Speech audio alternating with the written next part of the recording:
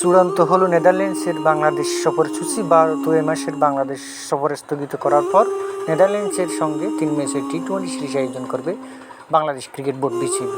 বাংলাদেশ ও নেদারল্যান্ডসের 3 ম্যাচের টি-20 সিরিজের সূচি আজ প্রকাশ করেছে বিসিবি।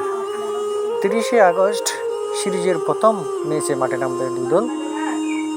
1 ও 3 সেপ্টেম্বর হবে পরের দুটি ম্যাচ। সবগুলো ম্যাচই হবে সিলেট আন্তর্জাতিক স্টেডিয়ামে। 3টি ম্যাচেই শুরু হবে সন্ধ্যা 6টায়।